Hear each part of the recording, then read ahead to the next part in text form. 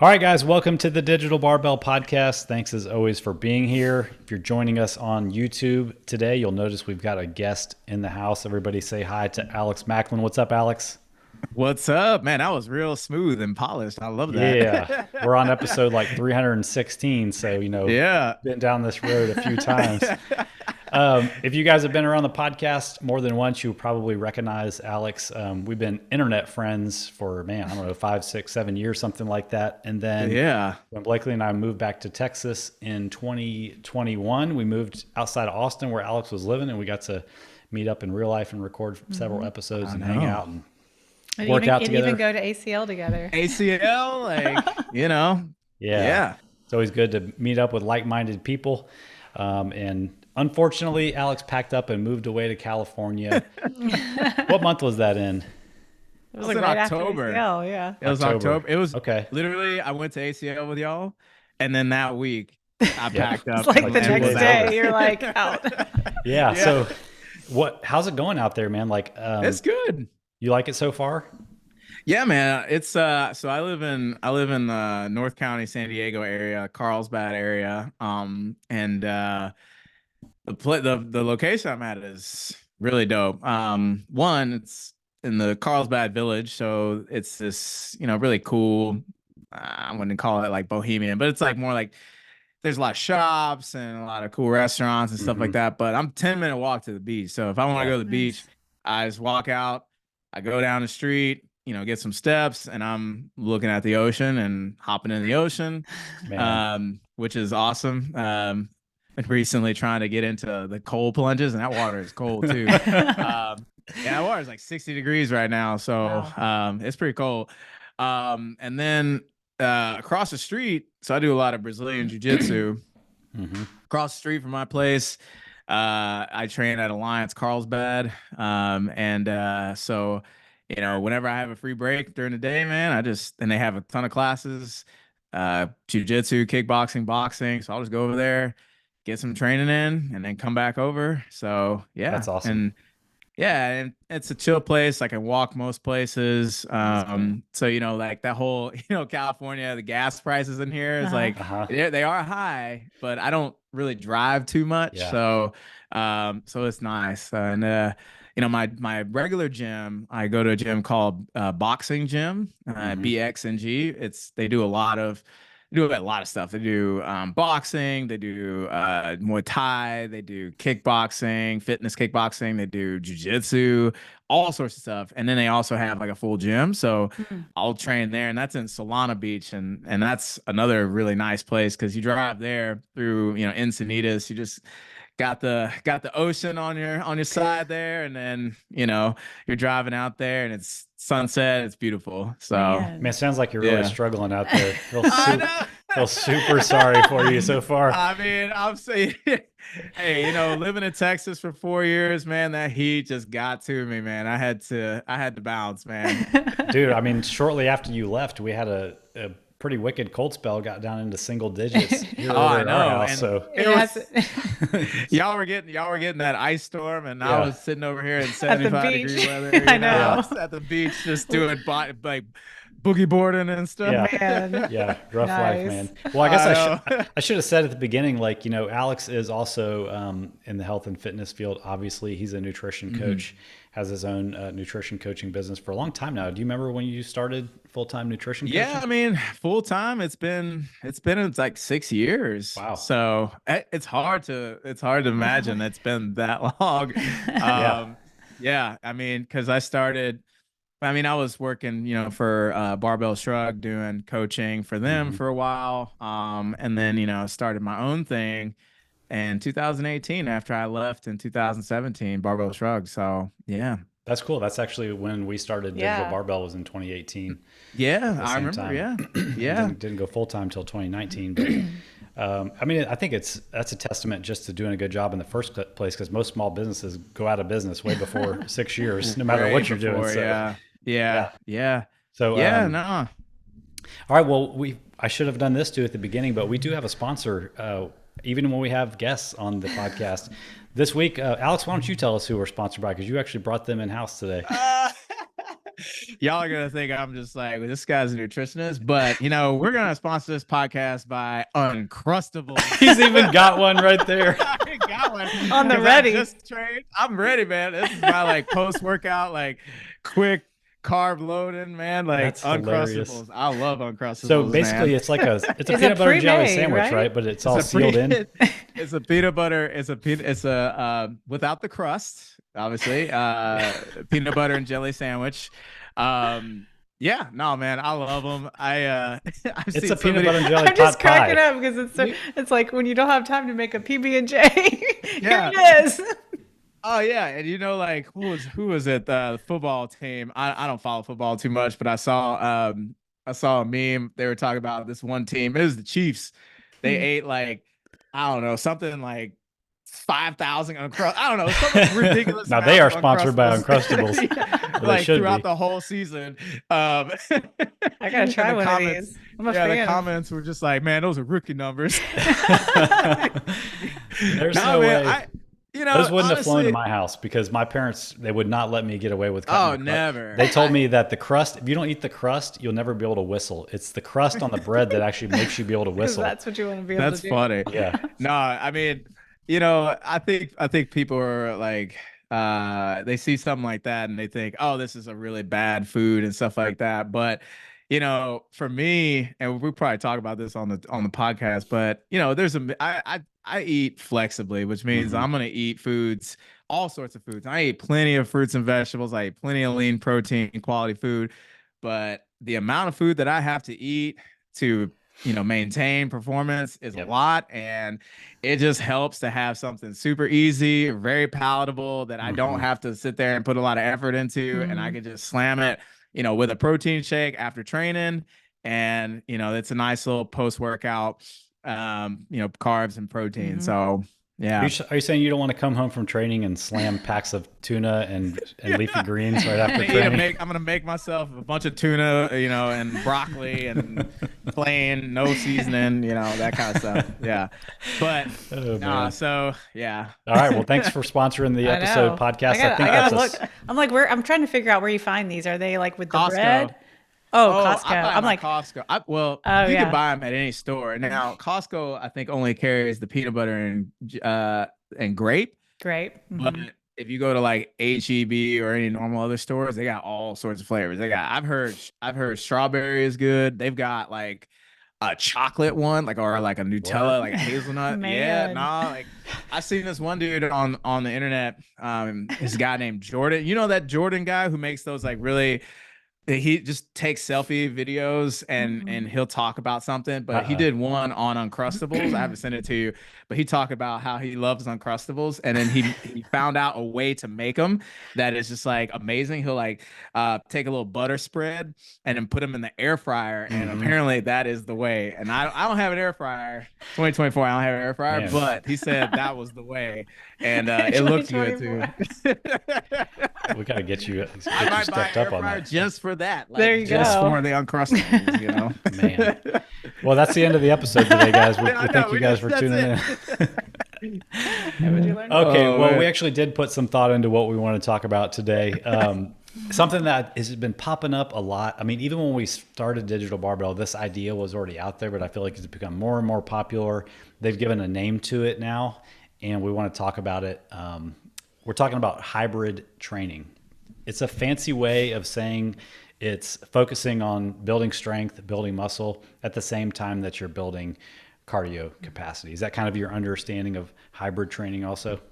It's a little bit about that, but it's also just mixing the modalities of training, right? Like, sometimes people, you see this a lot. People want to do stuff. They want to get stronger. They want to build muscle. But they also like, doing things that involve endurance, right? They like running, 10Ks, 5Ks, half marathons, triathlons, whatever, right? They like doing that kind of stuff. Or in my case, combat sports like jujitsu, boxing, kickboxing. But I also, want to train strength sports, or I want to build muscle mass. I want to stay strong. And, the main reason, because it helps with the other stuff too, but I also just enjoy it. So, hybrid training is mixing those modalities together to build, strength, muscle, cardiovascular endurance, all that kind of stuff. Yeah. I'd like to think about like the end result is you like you have the ability to go out and run a half marathon or a marathon, but you kind of look like a bodybuilder and you're strong like a power lifter, kind of all at the same time. Yeah. Yeah. I mean, it's a jack of all trades, master of none, right? Like you're not going to be. That's a good point. Yeah. Yeah. You if you train all these things, you mix these modalities together. You're not, like, for me, I can go run a 5K. I did that actually a couple months ago, turkey trot. And I don't run usually, but I do jujitsu, and so my cardio is okay. But I ran a 5K in under like 29 minutes, but 29-minute 5K. I'm not running a 5K with a 7-minute mile over here, right? Yeah. So yeah. So I think the thing that it really comes down to is like the expectations for somebody when they get into wanting to combine different kinds of training together. Like you got to have the expectation that you are going to kind of be the jack of all trades, and that if you go into it thinking you're going to become an expert in one or the other, you're probably going to be disappointed. Or if you primarily focus on one and kind of expect the results that you get from the other one, you're going to end up disappointed too. And I think this is what a lot of people run into this time of year, especially when it's time to get in shape. Everybody laces up their running shoes and all they're going to do is run to get in shape, and they're expecting the results that come from strength training, weightlifting, that kind of stuff. Does that kind of jive with your experience too? Yeah, absolutely. I mean, you have to adjust expectations. Sometimes people want to get really good or PR at all the things and at the same time. And you may be able to do that if you're relatively new to incorporating something in, but if you've been doing it for a while and you start trying to combine training together, you may not see the gains that you would if you were to focus on things. So I think a big thing about hybrid training that is important is not only just adjusting expectations, but periodizing your training. So for example, I mean, we talk about periodizing nutrition. It's the same concept, right? Like you're going to spend periods of times focusing on one aspect of your training. You're still going to do the other stuff, but it's on like kind of the back burner, and you got to recognize that, okay, this is on the back burner, and I'm not going to expect to see a lot of gains in, let's just say you're training for a half marathon and you also want to strength train and lift, right? And okay, don't expect your deadlift or your bench to go up astronomically while you're adding on all this running volume, right? So yeah. And I think you can look at periodizing your training out kind of in rhythm with the seasons of the year, just like you might with your nutrition also. Like maybe it's not time to focus on building up your cardio capacity and training for that half marathon when it's 0 degrees and frozen outside. Maybe that's a time where you're spending more time in the gym. You're maintaining your cardiovascular endurance through conditioning, but that's not your focus. You're focused on getting stronger, and you're tying that in with your nutrition to take advantage of that too. Yeah, absolutely. Or, whatever body composition goals that you might have, right? Like, if you're going to go run a marathon, probably not the best time to try to sit there and go into a fat loss phase. Which people do, people do. And I see it all the time, and I really try to advise against it. Just for the sense of, because again, it's like these people generally, especially people who are trying to combine, like I want to run a marathon, and I want to do, 4 or 5 days a week of strength training, and I want to be in a deficit. I'm like, what? Yeah. Okay, well, yeah. Do you want to get injured? I mean, yeah, but I don't think, like, how would somebody learn that that's not a good idea if they didn't have a coach? Yeah. I mean, I think, Oh, go ahead, Blakely. No, it's just, people don't think about the food as their as their energy source. Right. So they don't know. They're like, oh, this is the perfect time to go into a fat loss phase because I am going to be expending all this energy. I think that's like Right. how we're trained to think. It's like, I'm going to hit the Yeah. energy balance side of the equation from both sides real hard. Yeah. Yeah. Real hard. You know what I mean? I mean, you could do it. People do that, but I mean, there's definitely negative effects of that. Yeah. So, Well, let's talk about what some of those are just to kind of educate people. I mean, yeah, exactly. I mean, I brought up one is like potential for risk for injury, right? Like your food intake is literally the lifeblood that fuels all this activity that you're doing. And if your body is not getting enough energy intake, food, nutrients, things like that, then yeah, guess what? It's gonna break. Absolutely. Especially if you just start loading on all this volume. And so injury risk goes higher. It will be higher as a result of not fueling yourself properly. Quality of your training will diminish. Like, yeah, quantity, awesome, right? But if we have a bunch of crappy quantity like of training, then we're not going to make the progress that we would make if we were to properly fuel ourselves. Like if I said I'd have this conversation a lot with people about like when they're training for maybe endurance events, right? And they want to drop weight because they think if I drop weight, I'll run faster, which has some merit. Like there's definitely a weight, ratio that you want to kind of be in, right? But at the end, it's like, okay, in order to drop that weight, we're going to have to cut your calories, and then you're going to be adding on this running volume and increasing over time. You're going to be under recovered. And so your workouts, your training your performance is not going to be as good, and you're not going to make the progress that you would have if you were just to fuel yourself properly. And then you can push yourself during training. You're not going to be able to push yourself in training because you're going to be limited by how hard you can go because you're not getting enough fuel coming in. Yeah. And so, okay, maybe it helps to drop like 10 pounds, but for that 10 pounds that you're having to drop, you're having to sacrifice a lot of performance on the table. Yep. Total diminishing returns right there. Yeah. I mean, and actually like going back to the hybrid conversation, you would be better off continuing to get stronger as you're trying to increase that, your running capacity, because the gains in strength that you have translate across whatever you're doing. It's not like you are getting strong for running, getting strong for swimming, getting strong for jiu-jitsu. No, you're just getting strong, and that's going to have an impact over all of your life.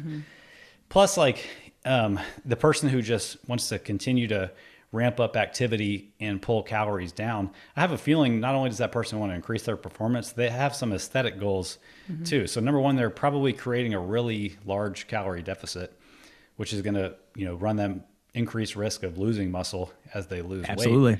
So, they're not going to end up getting the result that they want when they look in the mirror, which is a huge part of why they started this journey in the first place. So gonna look like a melted wax candle over here.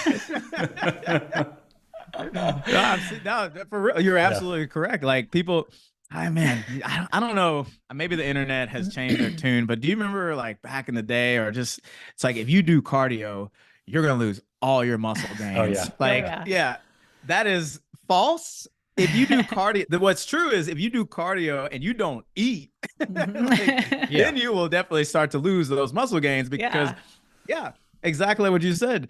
Like if you do a bunch of cardio and increase your energy expenditure while simultaneously dropping down your energy intake, you are creating a massive energy deficit, which means that your body is going to cannibalize whatever it's got going on. Yeah, you can eat enough protein. You can do that. But again, you're in a constantly catabolic state. You're going to be breaking stuff down and you're going to be losing muscle. Whereas if you were to train the way that this, increase, cardiovascular volume, keep your strength training where it is, and then match energy intake with your expenditure, you would actually not lose muscle mass. You would maintain it.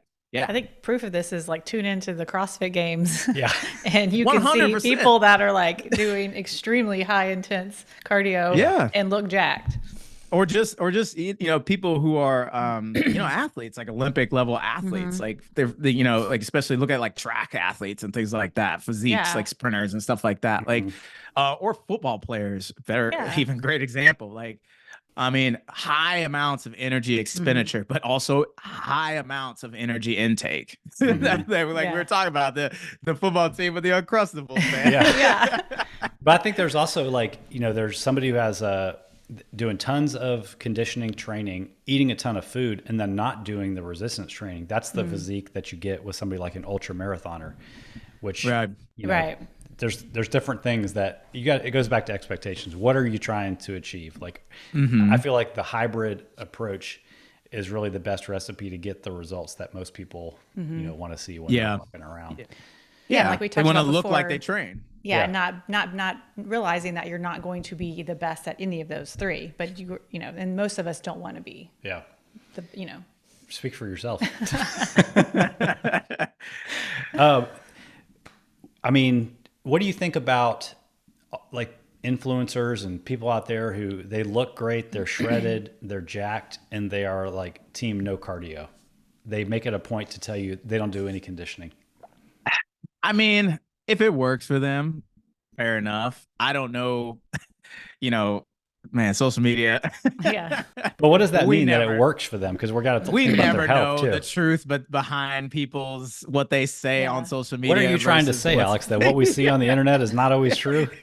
Yeah, I mean, you know, it's messed up. But we don't know exactly what's going on. But I think what people try to say about, you know, avoiding cardio and just focusing on strength training again is that kind of that misunderstanding of that. Yeah, if you do a bunch of cardio and you also strength train, but then you're not eating enough food and you're always dieting, then you're probably gonna not gain in muscle mass. You're probably gonna lose muscle mass, right? So that has some element of validity, right? But the thing is that doing cardiovascular exercise is still helpful. It's healthy. It's important, right? Like, dude, I can't tell you, man, like seeing, you know, I'm not naming names, but like I used to train at a powerlifting gym and see these big powerlifters and they're super strong. They got a lot of muscle, but they can't walk up a damn flight of stairs without getting out of breath, man. We have some of that in our background with, you know, having a relationship with or going through starting strength and like, you know, going to the starting strength seminars at Wichita Falls. Like, you know, we look around the room, we're coming in, like Blakely owns a CrossFit gym. Like we're the most in shape looking people in there. And we're like, is this what it's like to like be strong? Like, I don't know. We've talked about that on the podcast before, just being in that room of like, okay, here's a bunch of people in the, you know, starting strength mentality and like, and then going to like a bunch of CrossFit type seminars and stuff. It's a totally different crowd. Like they were like ordering pizzas and bringing in boxes of donuts and like, it just felt like a more unhealthy crowd. Back in the day, at least when I, you know, and obviously, you know, we're talking about extreme examples and, but that's the thing. Like I'm not personally trying to be in any kind of, you know, in terms of physical fitness or health, I'm not trying to be in any kind of extremes, right? Like I'm not trying to be world champion powerlifter. I'm not trying to be, and I'll never be like some, you know, marathon, you know, Boston Marathon running with the Kenyans. I'm not doing that, right? So I just want to be healthy. I want to look pretty good, you know, and I want to be able to do all the things that I like doing. I want to be able to train all the ways that I like training. And so I like doing strength training. I like doing combat sports. I don't care to be great at any of them, but I like doing them. Yeah.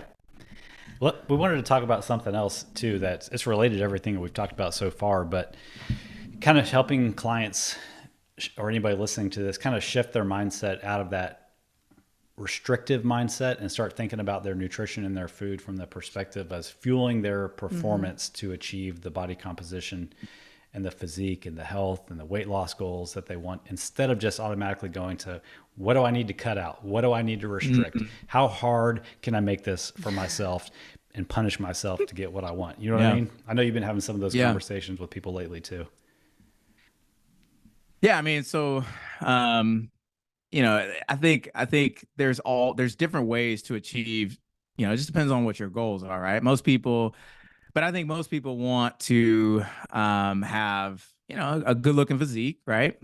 We hear this all the time. They want to look like they train. Y'all hear that, right? Yeah. Yeah. And we want to be healthy, right? Yeah. Like we want to look like we train and we want to be healthy. Now, there are definitely some populations that would benefit from, dieting, right? Yeah, Like going fat into loss. doing, fat loss for sure. Like doing dieting for fat loss, right? If you have a lot of adipose tissue, like you have a lot, like, high body fat, high visceral body fat, like, yeah, you might benefit from intentionally trying to lose that body fat, right? Now, take the same person, they spent a lot of time trying to lose body fat. They lost the body fat, right?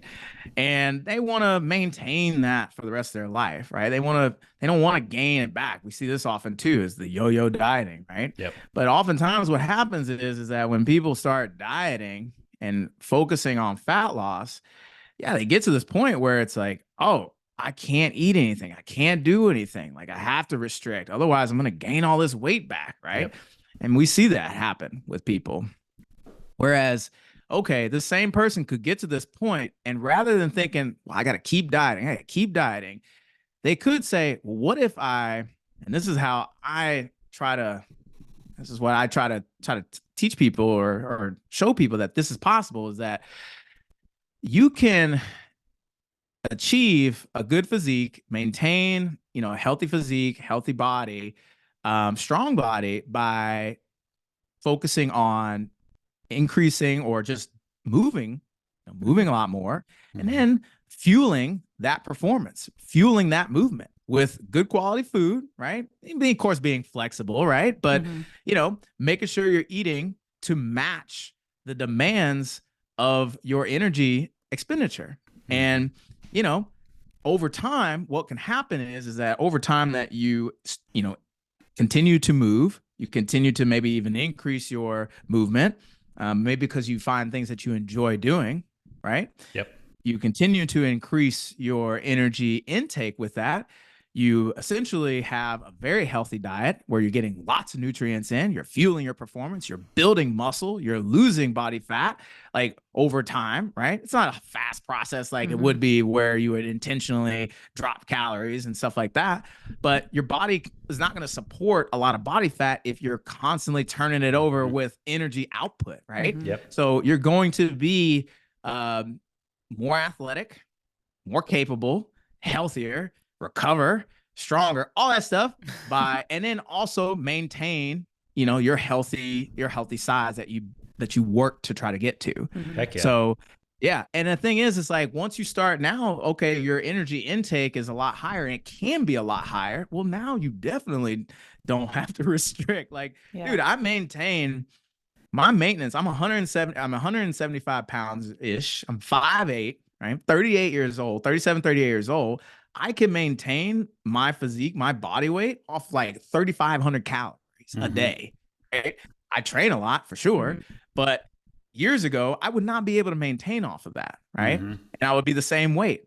So by increasing my activity and fueling my body, I'm able to do all this training. Man, I feel probably in the best shape, better shape than I was in my 20s because I didn't do any of this stuff, right? I didn't do the cardiovascular stuff. I only just did weightlifting and stuff like that. I feel stronger. I feel faster. I'm able to recover. I'm able to do all these things, and I'm getting all this nutrition into my system.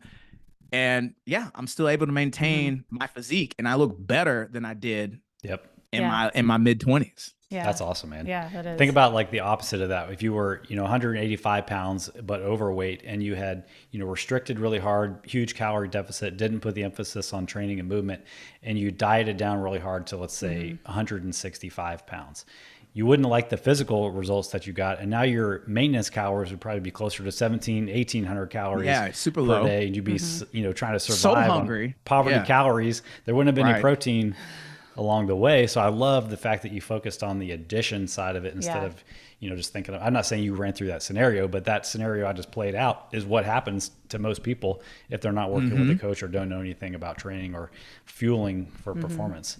And something else came to mind while you were telling that or talking about that was like all the while through that process, you're creating all these internal rewards and like feel goods throughout the process that are keeping you motivated to keep going. If you're only focused on creating a deficit and only focused on fat loss, literally your only motivation throughout the entire process is the scale going down? That is the only thing that's keeping you going. So what happens when life gets in the way? You eat too much, you hit a plateau. Maybe you're not hitting a plateau, but you think you've hit a plateau. The motivation is gone. There's no feedback loop to keep you going. Yeah. Yeah. Yeah. And then the wheels come off of it. I mean, that's what happens. So that's what happens. Whatever progress you made up until that point, you go back to your old habits, you regain the weight until you build up enough muster, or, you know, maybe you find a different approach and you focus more on like what you said. I like what you said about like finding something that you want to be doing, like finding an activity. I think that that's the key to just like, if someone is like hearing this and they're just like, how can I even start this process? Like, it doesn't have to be walking into a gym or a CrossFit gym, or it could be like, I enjoy paddle boarding. Yeah. Mountain biking. Like, you know, like you enjoy jiu-jitsu, like it can be whatever it is. And just like, it gets you moving. And then like, you want to add more pieces. Cause you just like, you just love the way you feel. Yeah. That's so true. Yeah. And I find too that, and I know, you know, people always say, oh, like, well, the nutrition is the most important part of it. And yeah, okay. So yes, we definitely want to make sure our nutrition is good. But I often find in real life with people, the training and just the stuff that they're doing in terms of their training, like, you know, people who love, you know, maybe they love to run, they love to bike, right? They do all that stuff. They really love doing that. And that helps them keep them accountable to what they're trying to do, right? And so the more that we can incorporate, you know, if you love doing this stuff and the more that you incorporate that, the more likely you're going to stay true to that long-term path that you have for yourself. Just leads to more consistency. And it becomes like your reason for training. We were just talking with our coach, Haley, about that we were going to talk with you today, and we kind of gave her the rundown of what we were talking about. She was like, you know, her sport is like hiking. And so she just like that, she knows what she needs physically to be able to go hiking. Yeah. She uses the gym to fuel her hiking and her nutrition to fuel her hiking as her sport. And I love that. Yeah. It could be so many things for different people. But like you said, there are people who legitimately, they have a high BMI, they're obese, they're overweight, they legitimately have body fat to lose. And I think like as a new coach, I would have still just gravitated straight towards all right, let's focus on the nutrition. Let's get the deficit going. But I think like as I've matured as a coach and as Blakely and I've learned a lot about just dealing with humans and behavior change and all that kind of stuff, I think, you know, even if somebody has that weight to lose, focusing on the training side of things tends to lead to improvements in nutrition, even without a focus on nutrition. Right. So I think you're going to have not only are you going to be able to maintain the results that you make if you have a focus on training, exercise, whatever it is for you, but your nutrition is going to be easier. Fat loss is going to be easier because you're going to be feeling better along the way and getting some of those rewards along the way than just trying to quote, do better or buckle down or whatever. So just some words from experience out there from somebody who's like thinking about, all right, I got to get my diet on point. Well, maybe you do, but maybe you should start with doing some exercise, getting more activity in, doing some training. Maybe everything starts to fall into place. I mean, I know you saw this when you owned the gym. There was no nutrition component to, a CrossFit membership, but people start training. They start feeling better. They start asking like, hey, how much protein should I be eating per day? And, it kind of gets the ball rolling. And they want their nutrition they like going to the gym so much. They like the community and everything about it. They want their nutrition to support that activity rather than hold them back from it. Yeah. Exactly. Yeah. Back to social media though. This makes it tough because all we see is the finished product of people and we don't know the whole story. Like we see day in the life of eating, but we don't have anything to do. Yeah. We don't know anything about that person's history with dieting, their activity level, their metabolism. We don't know if they behind the scenes have an eating disorder even. So, looking at that stuff and taking it with a grain of salt, man, like it's dangerous out there when it comes to comparison.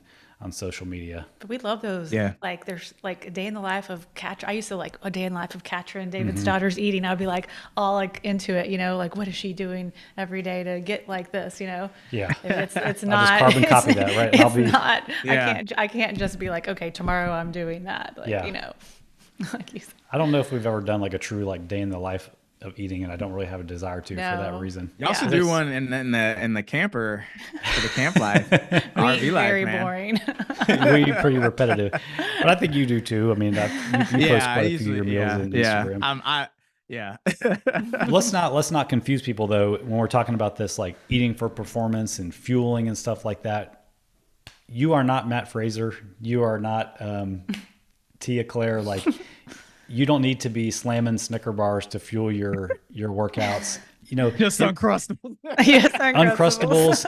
You know, we thank them for stepping up today, but only if you're at Alex's activity level, and if you have a relationship Right. with eating mostly whole unprocessed Yes. foods. Really like Yeah. like it's not about like just piling in more quantity. It's getting the quality dialed in and then adjusting the quantity to meet your energy demands. But you're still going to look, feel, Absolutely. and perform your best with a mostly nutritious Yeah. whole foods diet. Yeah, you we should just can't be you clear. can't yeah, for sure. You cannot sit there and you know, we want to build this house on a shaky foundation Yeah. of poor eating habits, you know. Well, think about it. If you let's just say you did start increasing your physical activity and training more. You know, of course, like you're gonna start to feel hungrier because your body needs that fuel, right? Now, if you put quality food most of the time, right? Again, I believe in flexibility. So, Yeah, you us know, too. 80-20, 90-10, whatever, right? You know, you're putting quality food into your diet. You're getting lots of lean protein, whole food protein. You're getting fruits and vegetables, healthy fats, right? You're going to be getting a lot of nutrients, like all the amino acids, all the vitamins, all the minerals, omega-3 fatty acids, all that stuff that's going to make your body be healthy, and not only that, but also perform well. Like you cannot expect your body to perform well if it is not getting what it needs. Like, and you know, even sub deficiency, right? Like we want to make sure that we're getting enough of these vitamins and minerals and things daily, right? Yeah. And so if we can do that on a daily basis with good quality food, okay, yeah, fantastic. Let's add on more. And then we will eventually, you know, if we start continuing to increase activity. So I'll take myself as an example. You know, when I started jujitsu 6 years ago, you know, I was only training like twice a week, right? But over time, over the years, I have increased my training volume of jujitsu. And now I go to maybe 3 to 4 classes of jujitsu a day, right? Plus boxing, plus kickboxing. A day? Okay? Oh, I'm kicking ass, man. I'm telling you right now. Is this microphone? These headphones This is what working? I'm Did you talking just about. say 3 times a day? Again, we should talk about training overtraining. But what I'm saying is that okay, so I've gradually increased my energy expenditure. Now I still maintain a pretty whole food based diet, right? Eating lots of fruits, vegetables, lean proteins, healthy fats, all that kind of stuff, right? But at some point, it's gonna get to the point, like I said, I can maintain off like 3,500 calories, bro. I cannot sit there and eat 3,500 calories of chicken, broccoli, and rice. Okay. So I'm going to throw in things that can supplement just to get the calories. And they may not be they may be more on the processed side, like, you know, Uncrustables, right? But they help me get the calories in. But the vast majority of my diet is whole quality foods. So because I want that nutrition that comes with that, and then I need the calories that come with the other stuff. So I need both. I think there's a huge lesson in that, what you just said though. You eat as much of the nutrient dense whole foods as you can, and then you fill in the gaps with the more processed calorie dense foods. Okay, so you're using the calorie dense foods to drive total calories up. We flip that on its head and we look at what most Americans struggle with, is that 99% of their diet is made up with the Uncrustable type food, which is low volume and high calorie. Exactly. Just pull and low nutrient too. Low nutrient. So that it's just kind of like this paradox where you're using the less nutritious food to like add in calories, and most people are Right. filling up their entire calories and not getting any of the nutrient dense, lower calorie foods. So I think there's a big lesson in there. Yeah. People who are team peanut butter right now are like, oh man, let's not talk about how many calories are in a tablespoon of peanut butter again. Yeah, no, and of course, like I'm not eating foods, and again, I'm not eating foods that don't make me feel good. Right. You know, like you know, I recently just dairy is not my friend. Yeah. So I'm not sitting there like scarfing down pepperoni pizzas, right? Like I'm not doing that. The other aspect of that is if we do the opposite, basically what I'm talking about, and do like more like you said, we are going to overeat. Yeah, and that's where it becomes, you know, people always hear like you can't out train a bad diet. And I want to make it clear is that is still very true in the sense because we're talking about stuff like, oh, if I just work out more, I can eat more, right? But here's the caveat. If you eat this high calorie, you know, low nutrient food, you know, you are going to likely over consume what you actually would need. Of course, right? Yeah. Again, I maintain off 3,500 calories. Bro, if I went and ordered a whole pizza from Domino's, I could smash that pizza and then smash some more stuff and ice cream and all that stuff and be like 4,000, 5,000, you know, like it would very easily could go over. Oh, yeah. And even I could still gain body fat. Absolutely. Even if I'm in a surplus and training my ass off, like I could still gain considerable amount of body fat if I'm over consuming beyond what my actual maintenance is. Yeah. Yeah. You can't out activity pizza. Yeah. You know, we're talking about large quantities for sure. But the thing is, I couldn't train that. I couldn't add more training. Like I'm already training probably at my max ability, right? Time wise and physicality wise. I'm training at my max ability. If you were to say, okay, if you're eating all this food, and you know, smashing 4,000 or so calories a day, now, of course, like you can be intentionally being a surplus. I've done that, right? Yeah. But again, it's like if you're unintentionally doing that, okay, now you got to train more.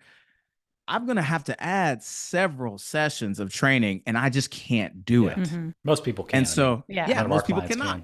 You don't have that. You don't have that ability. You don't have that time. You don't have that ability to do so. So you have to, again, if you're gonna train more, yes, but you have to still eat quality so that you can get that food in and not over consume calories, because you will for sure gain more body fat doing that. And for most people that don't want to go through the effort of tracking calories, even if they're just in a maintenance period or whatever, if you focus most of your diet on whole unprocessed foods, the quantity just kind of tends to work itself out because you're not eating those foods that are sneaky high in calories. You're not drinking a bunch of calories that don't fill you up. And the other thing about like the ultra processed foods and the super high calorie stuff, since we're talking about it, is it kind of desensitizes you to the good taste of more nutrient dense food. Like all of a sudden, you know, an apple doesn't taste that good because you've been, you know, slamming kettle corn nonstop. You know, a bell pepper is like, ooh, what is this? Because, you know, you haven't had like a vegetable and remember how good they can possibly taste. So, you know, if you've been on the processed food, I mean, this even happens to me on like